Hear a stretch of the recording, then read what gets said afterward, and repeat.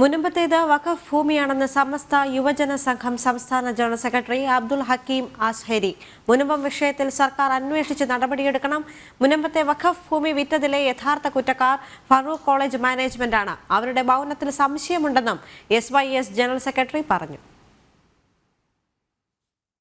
മുനമ്പത്തെ പറ്റി പർട്ടിക്കുലർ പറയുമ്പോൾ അതിൻ്റെ രേഖയിൽ എന്താണ് പറഞ്ഞിട്ടുള്ളത് എന്ന് പരിശോധിക്കേണ്ടതും കൃത്യമായ തീരുമാനമെടുക്കേണ്ടതും ഗവൺമെൻറ്റിൻ്റെ കൂടെ നേതൃത്വത്തിലാണ്. ഇപ്പോൾ കണ്ട രേഖയിൽ വഖഫ് എന്ന് പറഞ്ഞിട്ടുണ്ട്. അങ്ങനെയാണെങ്കിൽ വഖഫ് ഭൂമി തന്നെയാണത്. വഖഫ് സംരക്ഷിക്കപ്പെടണം. എങ്ങനെയാണ് ഈ വിൽപ്പന നടത്തിയത് എന്നുള്ളത് ഫാറൂഖ് കോളേജാണ് പറയേണ്ടത്. അവരാണല്ലോ യഥാർത്ഥത്തിൽ പറയേണ്ടത്. വിൽക്കാൻ പാടില്ലാത്തൊരു സ്വത്ത് അവർ വിൽപ്പന നടത്തിയിട്ടുണ്ടെങ്കിൽ അത് തെറ്റാണ് ചെയ്തിരിക്കുന്നത്.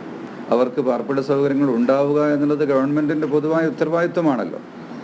അതിന് ഗവൺമെൻറ്റിന് സഹായം വേണമെങ്കിൽ SYS പോലുള്ള സംഘടനകൾ ചെയ്യും.